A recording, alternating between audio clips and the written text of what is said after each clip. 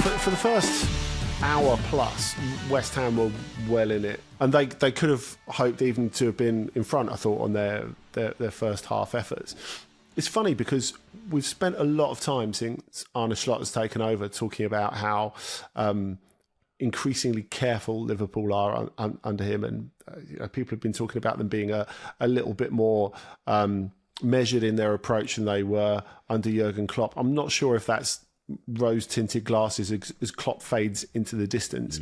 But this definitely wasn't that. It was proper sort of crazy cut match, I thought. Yeah. And then, if you bear in mind what Salah scoring, which always kind of feels like cheating, doesn't it, bringing Mo Salah off the bench. I remember going to Arsenal-Liverpool, I think the season before last, at the Emirates with Jim, and Mo Salah was like limbering up right in front of us, and the sense of dread that it was creating in Mr. Campbell, it's worse actually than him coming on, just the sense of dread, I think.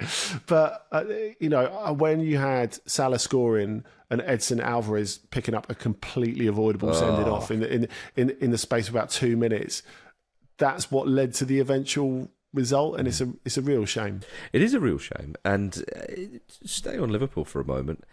They fielded a strong side. I mean, they're always going to do that. They're Liverpool, for crying out loud. But I don't know why. I'd not forgotten they had strength in depth. But you look at one or two of those players and you think, oh, blimey, yeah, we haven't seen much of that player. And obviously, Federico Chiesa on playing his first start for Liverpool. That was good to see, one of their newest signings. But I just thought it was lovely to see Curtis Jones in there as well. Of course, last season, he was excellent. He was excellent, and a very exciting footballer. And I think actually, Jim and myself were touting him maybe for the Euros, before injury and all that kind of stuff. So good to see him in there as well. Jota, Gakpo, and Nunes up front again. I mean, it doesn't sound like a weakened side, does it? But of course, Salah's not in there, so you have to say they weren't at full strength, and it shows you that the quality they have. But it was West Ham who went ahead. It was a bit of an own goal, as it were. But West Ham, they'd already had the ball in the net, of course. And you suddenly thought, well, hang on, there's a game here. And I think, just to jump ahead, West Ham will be thinking to themselves, or certainly the fans on their way home from Liverpool were thinking, there was a chance there tonight for us. But anyway, all the way back to the point, they went ahead, Andy, and the game was on. Yeah, it really was. And I don't think at any point, really, during the period after West Ham had scored, it didn't feel like an inevitability that Liverpool were going to equalise or anything like that, I don't think. They didn't panic. I mean, obviously it was early in the game, but no, they always had that sense of we could get control if we wanted it, perhaps. That is true. But, we talk about that, bang off the bench. West Ham sort of played. I don't think either team's played quite a half and half team that you might expect in this at this stage of the FA Cup. You'd say it was a 2/3 third team, maybe. Yeah, because West Ham still brought off the bench Paquetá and Kudus, right? So they got a bit of quality on there as well. Yeah, exactly. I mean, it's a weird place to be caught in, really, isn't it? I guess thinking that you want to, from West Ham's perspective, think we're going to stay in the game and then freshen it up with some real quality later on, which is maybe easier for Liverpool to do on the whole. But West Ham are hardly paupers in that realm. But I think, given that they mapped out so much of the game really well and they played so much of the game really well, I just feel that I don't want to hang it all on Edson Alvarez. That's not fair, and they should have been in a better position in the game than they were when he got sent off. But I've watched that second booking like probably 5 or 6 times. I still can't make any sense of it at all. It's a bit of a silly one. I mean, I'm a neutral watching the game, but you want to see. Do you know when you know that it goes to penalties after 90 minutes? You do think to yourself, "Come on, let's have a little treat here." So you're talking about the moments in the game where West Ham will think, I can't believe that happened. Max Kilman, when the ball's bobbling around in the box, I was like, just put it in the net. It's like one of those like rubbish comedy sketch things that you see on an aeroplane, where someone's walking down a tourist street and there's a fiver on a string that's getting drawn away from them, isn't it? And they're just chasing it. It just wouldn't sit for him. It was really unfair. It was like there was a ferret in the ball or something. But he had a chance to shoot and he chose to take a touch. I understand he would have had to have kind of spun and so on, but why did you take that touch? And it gets away from him. And that's the thing. That's a 2-1. One thing I would say about Liverpool, we're sort of kind of waxing lyrical about their weakened side and so on. It was a different back four and goalkeeper. That did tell at times. West Ham were getting at them, and you think that if that was Liverpool starting back four, they probably wouldn't have been got at as much.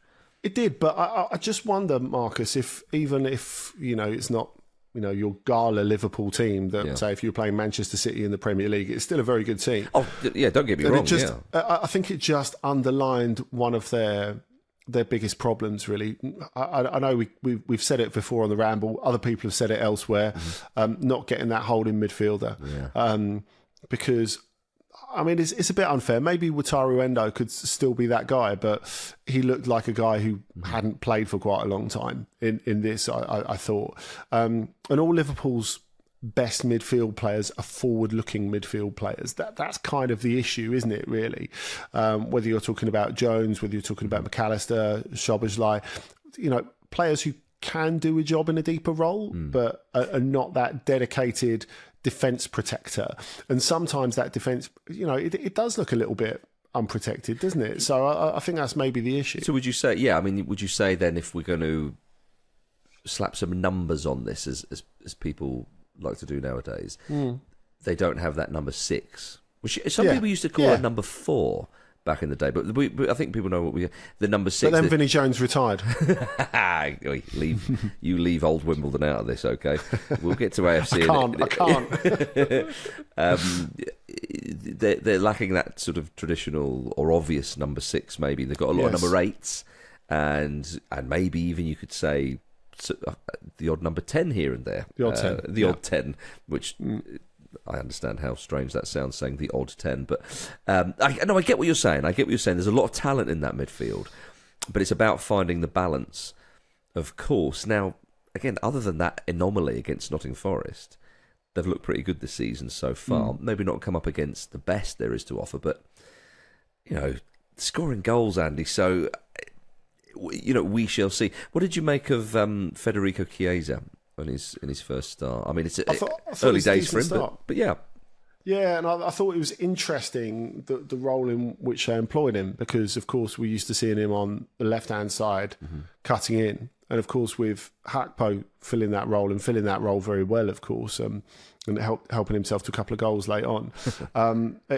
Chiesa was in a sort of a different role. Again, another player who looked as if he hadn't played for a bit, which was also true, just as we were saying of Endo. But contribution for the first goal, of course. I thought he looked as if he could fit for Liverpool. And I just think there's such anticipation around him, not just for Liverpool fans. I think for a lot of us who are neutrals, just the idea of seeing Chiesa play regularly, get back to his best form, make an impact regularly, it's quite exciting. Like, everyone who is not a Liverpool hater wants him to succeed, basically, don't they? I think that's the thing. And I want to believe, and I definitely felt after a good hour of Chiesa, there was enough to take home from that I felt, that's pretty good. Yeah, no, I think that's very, very fair. And speaking of those Liverpool players who haven't had many minutes this season, Tsimikas, of course, would be one of them. Not played that much so far. He started, and you're talking about people who are maybe not quite match fit or whatever. Well, you can't you can't deny his passion for the cause when he did that kind of diving header slide thing to try and stop Kilman. Jamie, it's fair to say it tickled Jamie Carragher, that one, didn't it? Carragher's thinking, yeah, that's a bit of me, that is. Yeah, that's that stuff. Before we turn our attention to West Ham and Lopetegui, just very briefly going back to Federico Chiesa, I can't work out whether he looks like Joaquin Phoenix or not, a younger Joaquin Phoenix. Okay. Do you think he does, Andy? Are you going to help me with that one? It's an interesting shout. I'd not thought of it before. I'm going to have to think on it. You see, now very much younger Joaquin Phoenix. Obviously, like at the Definitely. moment, I'm not saying he's going to put a load of face paint on and come out as something else. But there's something there. Get your tweets in or whatever with that one. Am I going mad, or does Federico Chiesa look a bit like Joaquin Phoenix? You know, I am going to think on that. I'm not completely ruling it out at this stage. Talking of Italians who've played for Liverpool tonight, and talking of cups, late equaliser by Fabio Borini in the Genoa-Sampdoria derby. Hello. Because Borini's still out there at large. That's fantastic. Scored a late equaliser to take it to pens, and Sampdoria ended up on winning on pens. He has been everywhere. He's almost got a Colin Kazim-Richards-esque career. Still only 33. Amazing. Andy, that is a very, very welcome update here. Thank you for that. Thank you for watching a clip from the Football Ramble podcast. Don't forget to like this video and subscribe to the channel so you don't miss an upload. A single upload. Don't miss out on the uploads. The uploads are important.